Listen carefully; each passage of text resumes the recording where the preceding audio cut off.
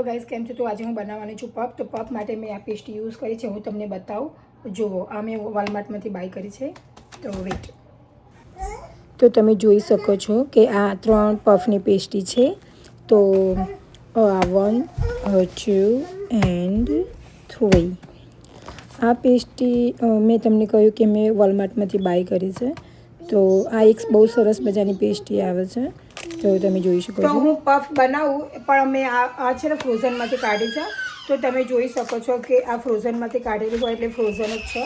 તો આવી ટ્રીક આવે છે કે ફ્રોઝન છે. તો એના માટે હું એને છે ને ખોલી દઈશ થોડો ટાઈમ પહેલાં, જેથી એની જે ફ્રોઝન હોય એ નીકળી જાય, બરફ જામેલો હોય એ બધું નીકળી જાય. તો એની અંદર આવી રીતે પેસ્ટ આવશે. જુઓ, તો આવી રીતે 2 પેસ્ટ આવે છે. એમાંથી હું 3 કરીને એકમાંથી 3 પફ બનાવીશ અને આમાંથી 3 એમ કરીને 6 પફ બનાવીશ. તો તમને બતાવું. મેં 1 બાય 1 કરીને બધી પેસ્ટી નીકાળી દીધી છે. તમે જોઈ શકો છો. તો આવી રીતે અનબોક્સ કરીને અને પછી મેં પ્લેટમાં બધી પેસ્ટીઓને ગોઠવી છે, કેમ કે મેં ફ્રોઝનમાંથી ઓલરેડી કાઢી હતી. અને આમ તમારે જો બનાવવાનો પહેલેથી પ્લાન હોય તો હું વહેલા કાઢી નાખું, પણ મારે એવું હતું નહીં. મેં અચાનક પ્લાન કર્યો એટલે હું આવી રીતે ગોઠવી દઈશ. બાકી તો તમે પહેલાંથી બોક્સમાં રવા દો તો વાંધો નથી આવતો. તો તમે જોઈ શકો છો. હવે મેં કુકર લીધું છે. તો કુકરમાં મેં બટાકા બાફવા માટે તૈયારી કરું છું. તો બટાકા મેં લીધા છે. તો 7 જણના પફ બનાવવાના છે. તો હું આ 3 લીટરનું કુકર છે. એની અંદર હું બધા બટાકા ફૂલ કુકર ભરીને બાફી દઈશ.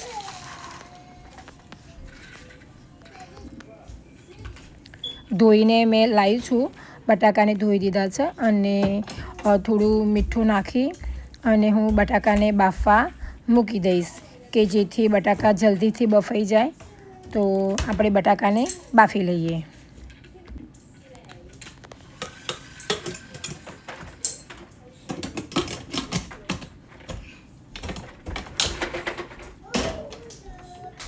ગેસ ચાલુ કરી દઈશું. એટલે બટાકાને 3 સીટીમાં તો તમારું બટાકા થઈ જ જશે. એટલે આપણે 3 સીટી વગાડી છે બટાકામાં.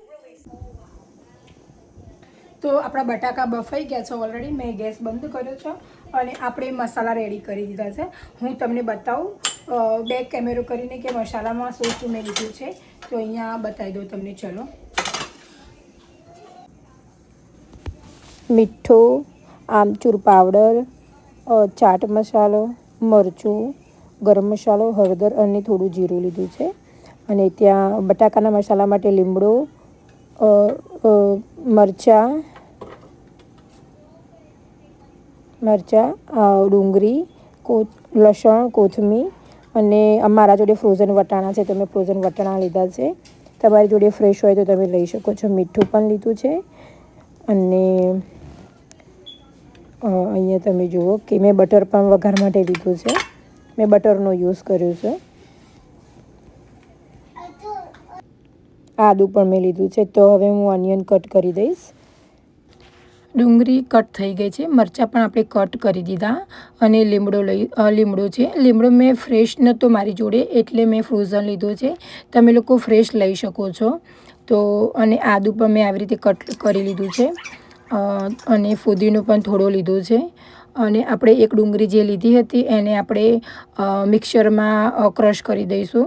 આપણે આને એકદમ પેસ્ટ નથી બનાવવાની, કચરું ક્રશ કરવાનું છે, કે જેથી પફમાં ટેસ્ટ સારો આવી શકે. આપણે લસણ પણ ભૂલી ગઈ હતી, તો આપણે પાછળથી લસણ નાખ્યું અને આપણે એની પણ ક્રશ કરી નાખીશું.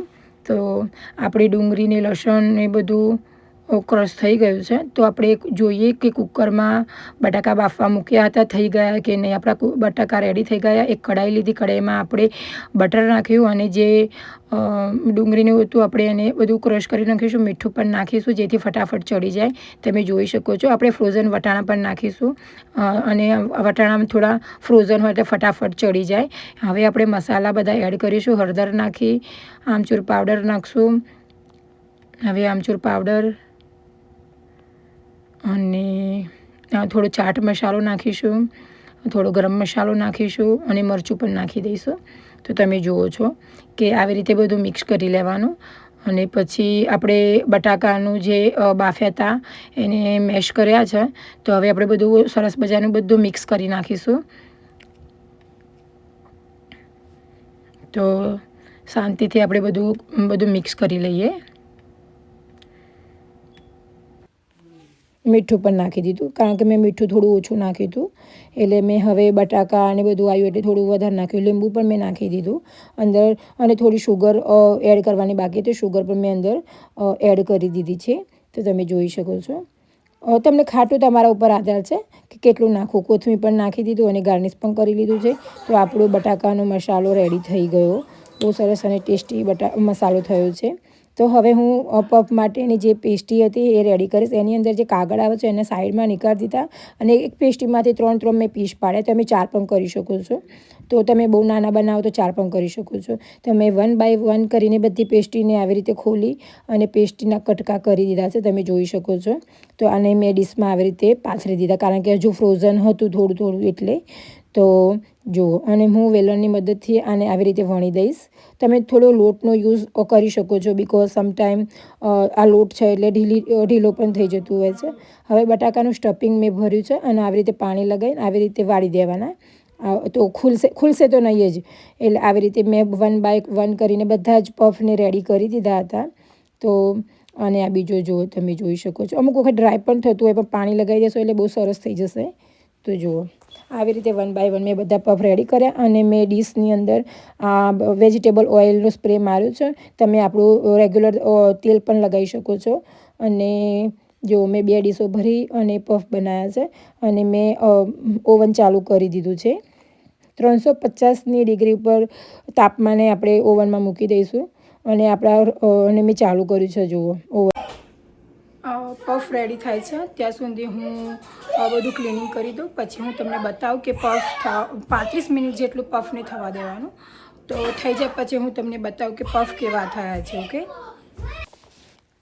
આપણા પફ તમે જોઈ શકો છો કે સરસ મજાના બ્રાઉન કલરના થઈ ગયા છે એકદમ ક્રિસ્પી તો પણ હું આને ફરીથી આમ ઉલટાવી દઈશ કારણ કે એક બાજુ થયા છે બીજી બાજુ પણ થઈ ગયા છે પણ થોડા પણ આપણે બીજી બાજુ ઉલટાવીને થોડા એને ક્રશ લાઈક કડક કરીશું જેથી આપણે ખાવામાં બહુ મજા આવે તો મેં બધા ઊંધા કર્યા છે અને ફરીથી મેં ઓવનની અંદર મૂકી દીધા છે 2 કે 5 મિનિટ વધારે નથી મૂકવાના તો મેં ફરીથી પણ નીકાળી દીધા આપણા પફ રેડી થઈ ગયા છે તમે જોઈ શકો છો તો એકદમ ક્રિસ્પી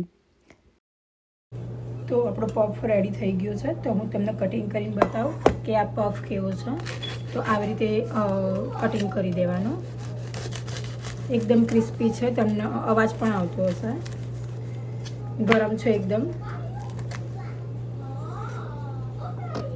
તો જો સરસ મજાનું સ્ટફિંગ પણ ભરાઈ ગયેલું છે અને ફ્લફી પણ થયા છે એનું પડ પણ ફૂલી ગયું છે તમે જોઈ શકો છો અને ઠંડુ થાય આ તો તમને બતાવવા માટે બસ ઠંડુ થાય પછી આપણે એના શરૂ કરીશું ગાઈઝ રેડી ચલો તો તમે આજે પફની તમારી ફરમાઈશ પૂરી થઈ હવે ટ્રાય કરો કે કેવા છે આયશા અલીશા અને અયાન પફ ખાવા બેસી ગયા અયાન તને ભાયું ડુંગી નહીં મમ પફ ડુંગી હા તો ચલો આયશા અલીશા તમને સાચું તમને ભાયા પણ ટેસ્ટી લાગે ઓકે તો એન્જોય ઓકે હા અરે બાપલે હા તો ખાઈ જાઓ હા નો હા તું ખાઈ જા હા આન તને કેવું લાગ્યું યમી યમી આયુ યમી યમી લાગ્યું બેટા આઈમ ઊંધો આયા ઊંધો હાય ખા એ ચટણી નીચે લગાવી અને ખાયા પેલી બાજથી ઓકે ચાલો એન્જોય કરો ઓકે આયશા અલીશા